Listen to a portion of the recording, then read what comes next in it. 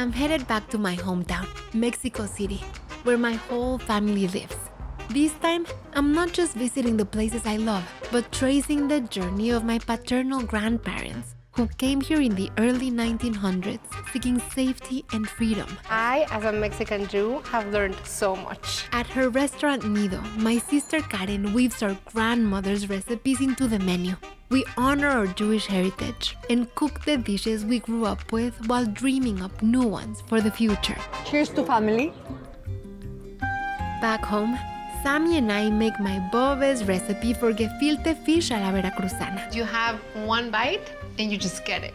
And I can't help but round it all up with a new take for challah, Now you're just being a kid. filled with marzipan and the scent of fragrant oranges, which I think would have made my Bove proud. If you keep making food like this, I keep coming home. Oh, then I'm gonna keep making food like this.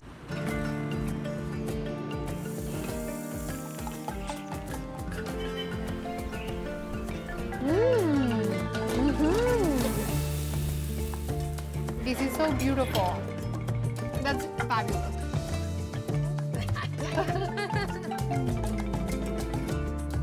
Está delicioso.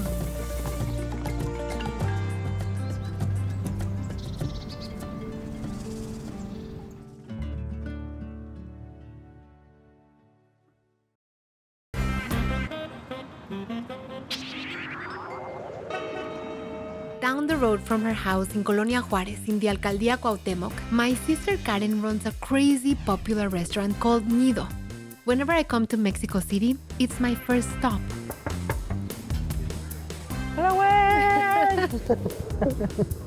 God, I'm so proud of all you've built. Karen has always had an entrepreneurial spirit. As the oldest of 4 sisters, she started cooking young after years in the food world. She partnered with her youngest son, Eduardo, to open a tiny 4-table spot, which has now grown to 9 locations across the city.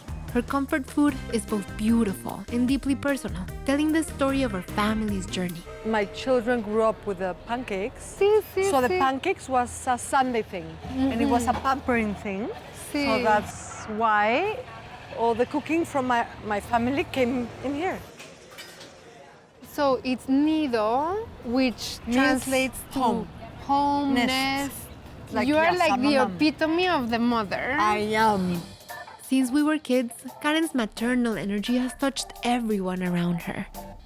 Today, she blurs the line between home and restaurant, creating spaces where people truly connect. When I'm going in your kitchen in any of the Niddos, I feel like I'm going into your home. I feel rested, it's full of flowers, it smells beautiful. Why don't I we go wanna in? cook. Let's go in and cook. Everything happens in the kitchen. Yes.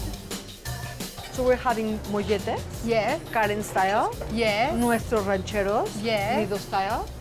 And for your dessert, pancakes. cheese is melting for the molletes, and the rancheros are being made. So Car, look, tu ranchero salsa. we make it with green tomatoes and red tomatoes. Ah, entonces una salsa mixta. It's mixed. ¡Qué belleza! 1 and 2. Mi Karen. hermana también es una súper cocinera. No, pero no como Karen. ¿Picos jalapeños? Sí. Y luego el quesito, queso fresco de rancho. O sea, se me está haciendo agua en la boca. Sí, ahorita nos los vamos a comer. Un poquito más de quesito, un poquito más de quesito. Y necesito los pancakes del horno, ¡Qué por favor. belleza! It's gonna be delicious. I'm Now so we're gonna proud eat it. for what you built and what you cook. You. Te lo juro. It's my passion, what I do You're every an day. inspiration for me. You're an inspiration too, don't cry. So, we are both an inspiration. And we're sisters. And this, with the fruit of the season, you are such an artist. I love this so much. I really like doing what I do, you know? Are we ready to eat? Yes. Okay. It almost feels like a crime to eat something so beautiful. But come on, that's why we're here. Yummy. We have the same cravings. I know. Y me encanta que no freíste la tortilla. No, Pat, es que es muy clean. Mi Sí. comida nunca empanzona a nadie. No. Es muy clean. It's Mexican nurturing, healthy. Sí, totalmente. Claro, o sea, it's home. It's delicious. Y te digo que con la... Cruda. Sí. Like a salad. Give it a try. Es con la salsita de los huevos rancheros. And then a little fascina. matcha. Sí. Is it good? Shall I try? This is what you want to eat every day. Es que a mollete, like, yes, it's bread, it's beans, it's cheese, pero it's like, what kind of bread, what kind of beans, what kind of cheese, and this is so beautiful. Karen continuously reimagines the foods we grew up with, the recipes our grandmothers taught us when we were young, beautiful food that honors our heritage, our hometown, and help tell the story of migration. Our grandmothers have been such an example for me of how to weave what you've inherited. Like their lessons of how they grew roots in Mexico and wove their Austrian, Middle Eastern, Jewish roots with Mexico. And now you're doing the same in your kitchen. What do you think you've taken from our grandmothers? I was in their kitchen every Shabbat and every weekday that we went for lunch. Because you all run to the garden, I went to the kitchen. Like from a very early age, I knew that I love this. Cheers to life. Cheers to family. Cheers to love. I think you've made so many challahs with me over the years. And then I learned from my sister Lisa about Uri Chef's marzipan challah. We've been slowly but surely making it our own. Yeah. So now we're gonna add orange blossom water to the dough, and we're gonna add orange zest to the filling. Orange blossom water is water that's distilled from the flowers and the leaves from the orange tree. It smells like a spa. It does. So we have 2 teaspoons instant yeast, and then we're gonna put 1 cup and a third of water, 5.5 cups of flour. I have a third of a cup of sugar. We're gonna add 2 eggs and 4 tablespoons of butter. You add everything and then you let the mixture do its thing. Okay. You can crack 2 eggs in here and then 1 more because we're gonna use 1 for the egg wash. And we're gonna add the butter. I look forward to making challah every Friday because it makes me stop because you know you have to wait for the rices. Yeah. Do you want to put that in there? Yeah, my friends also, I feel like, always look forward to Shabbat and coming to our house because of the marzipan challah. Yeah, makes me so happy. We're gonna beat until it's all super well mixed. So you can add 2 teaspoons salt. Okay. Let's add 2 tablespoons orange blossom water. We can raise the speed to medium. Let's clear this. Do you see how much the dough wants to hang on to the hook? That's when you know it's ready. I'm always so tempted to just take a bite out of the dough. Of the raw dough. Now that you have your dough like this, we have to do the stretch and fold method. It's gonna make for a really elastic, puffy dough.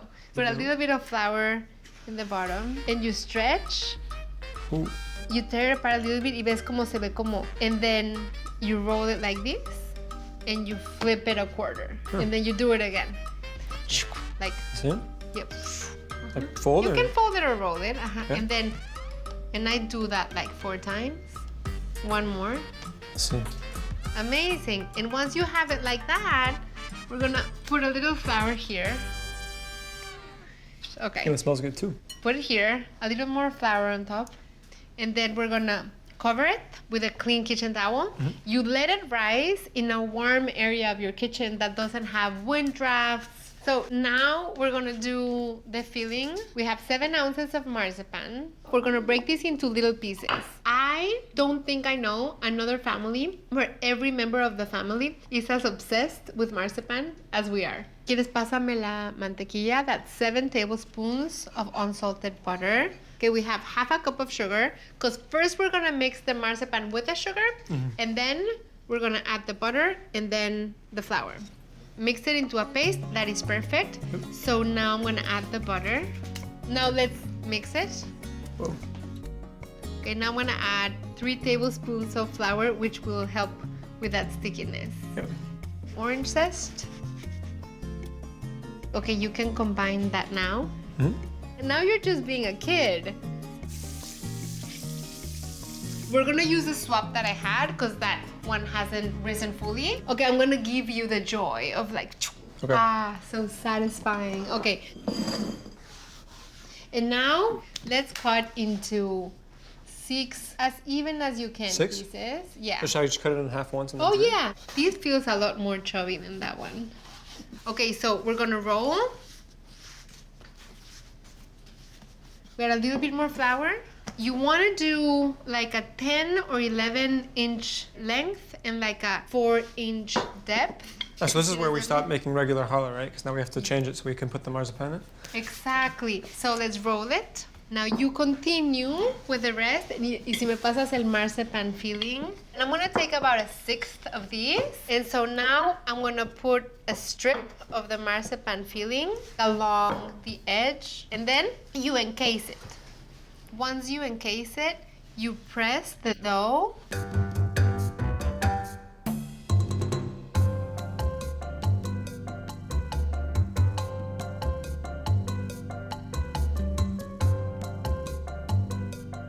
Now we can shape. You are an expert at braiding challah. You want to make 3 ropes. Pinch them at the top, make a braid, and then pinch again at the bottom. Mira qué bonito.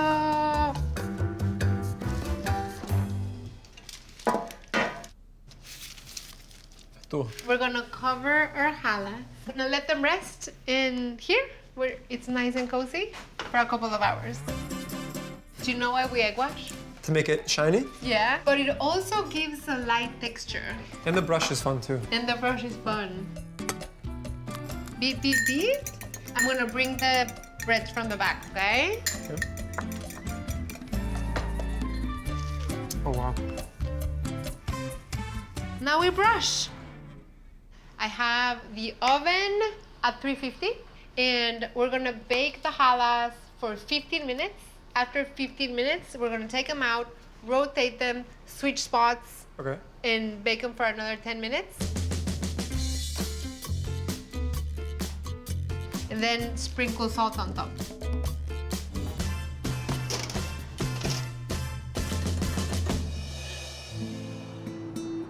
My journey in Mexico City has been about relearning the place I once called home. Even though I no longer live here, this city has left its imprint on every part of my identity.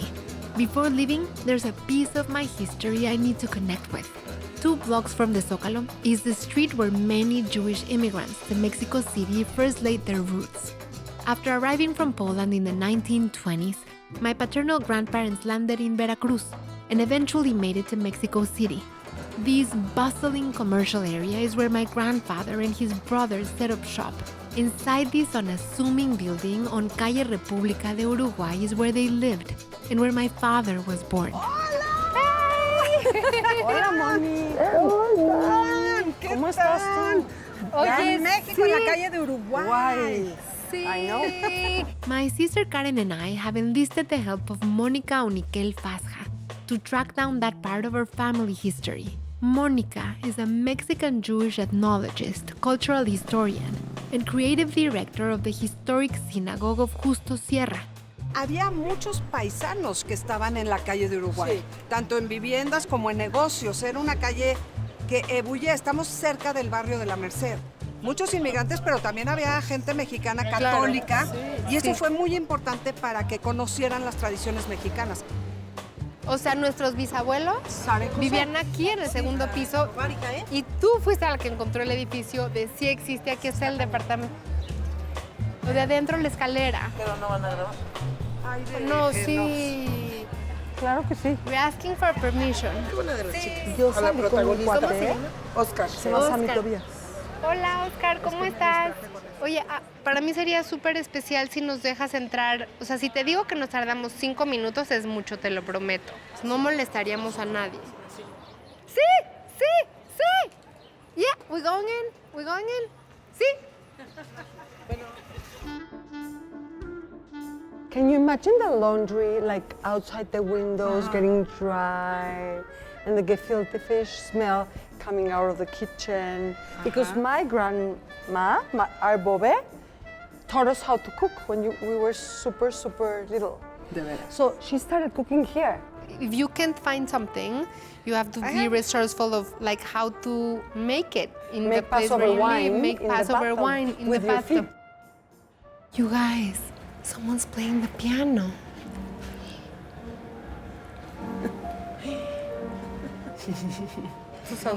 More than specs inside, you're more than welcome. We can record in there? Of course. It's just a beautiful place. Me dijo Papi que he remembers that there were a lot of people all the time Yeah.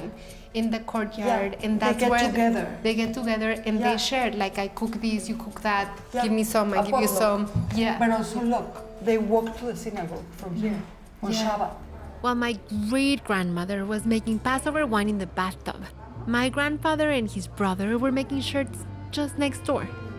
So this is the directory. You can see it has buttons, zippers, all kinds of like textiles and things to make clothes. So one of these was my say this. Aquí estaba la fábrica. Sí, aquí estaba, es que eran como despachos, hacían camisas y colchas y las vendían hasta que lograron tener su despachito o su taller aquí.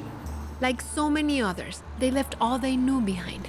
They risked it all to find safety in Mexico and built a new life from scratch. Mexico took them in and let them belong. Each week on Shabbat, my grandparents would walk down these busy market streets to the synagogue right next door to a church. This place was the center of the Ashkenazi life for more than 20 years, since 1941 until the 1960s, when most of the Ashkenazi Jews moved to other neighborhoods, to Condesa, to Hipódromo. That's where our Álamos. family moved to. And this started to be abandoned. And in 2008 and 9, it was restored. And 2010, it was reopened as a cultural center, open to all. This is the synagogue my father had his bar mitzvah in. Downstairs, Monica still displays the menu that would be served on momentous occasions for the Jewish community across the city. I'm looking at the menu and I'm remembering the tastes of all those foods, because that was the menu of the celebrations, but that was the menu of every Friday Shabbat at my Bove. Wow. That's what she used to make. So a lot of people think that the Jews are something like one thing, that we are all the same. And there is such a diversity in being Jewish that I think it's fascinating. So that's what we want to share with the people from this place.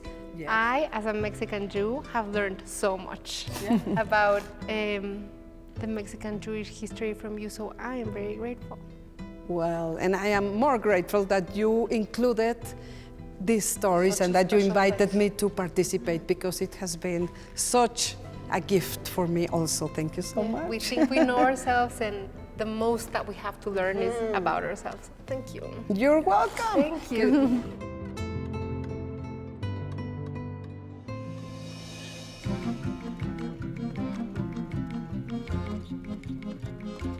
We have a tough job because gefilte fish doesn't have a great reputation in terms of tasting. Like, people really think you need an acquired taste to love gefilte fish. Yeah. But gefilte fish a la veracruzana, Mexican style, everybody can love. We're gonna make the gefilte fish that my Bove, Esther, used to make. When Jews came from Eastern Europe, gefilte fish was made with carp, which is fish that is a little bit more harsh, intense tasting. But when Jews grew roots in Mexico, they started using red snapper, which is a warm tasting, almost sweet fish. So we have 1 pound flounder and 1 pound red snapper. We're gonna add all the fish in there. We have the fillet. You're gonna cut through the fillet until you get to the skin. You're gonna use the skin as your handle. You're gonna start like going like this between the fillet and the skin. Oh. Sí, muy bien, Sammy. Así, ¿no? That's looking stunning. I'm gonna take a second to take out the challah. Wow. So stunning. And I'm going to let that cool for a little while. Okay, keep on doing the fish. pull. I'll hold these for you. You're doing so well. Gorgeous. Okay. We chop the fish first Okay. because we don't want to turn it into a paste. So let's add the fish in there. Okay. So now we can both rinse our hands. Go for it. I think that's good. Okay. We're gonna add everything in there that's going to season the gefilte fish. You can add 2 carrots that are already peeled and chop them into Oh, this pieces. stuff is so good. Big chunks is fine. And then like cut these in chunks. Ah, thank you so much. 3 eggs. I'm gonna start getting these going. And then half a cup of the matzo meal, 2 teaspoons salt, a teaspoon ground white pepper. Pulse that until smooth. I like my gefilte fish with texture. That's perfect, Sammy. You can pour that in there. Now, let's fold this mixture. And as you do that, I'm gonna add 3 tablespoons of vegetable oil in here. We're gonna make the salsa la veracruzana. Then I'm gonna chop the onion. So once it's all really nice and mixed, moisten your hands Okay. and shape the gefilte fish. I would say, Like. yeah.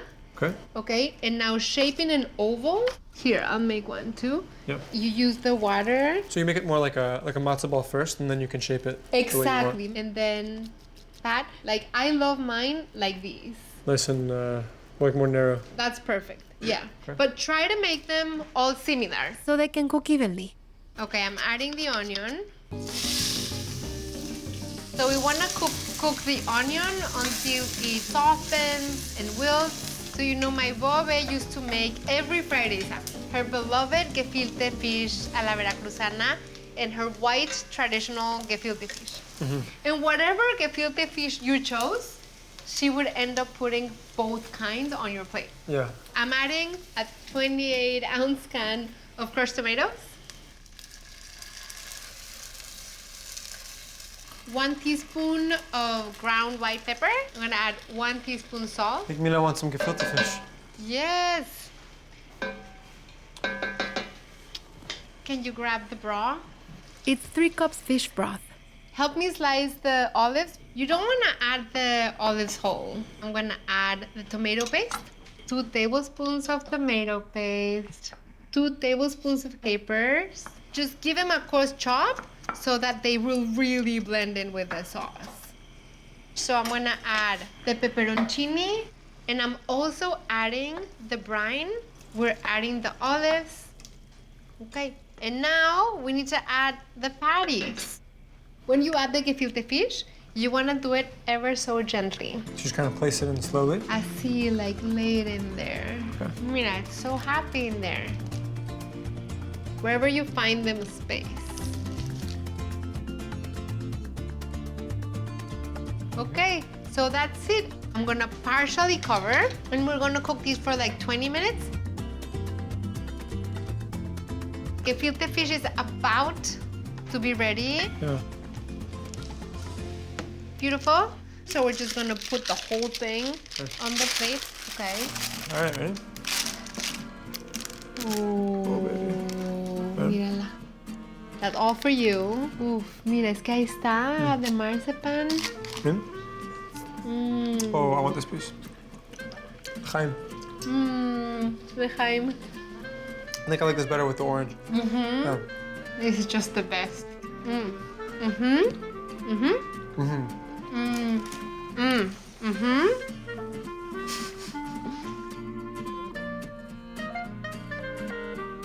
I grew up eating it with pickles, so I brought some pickles out.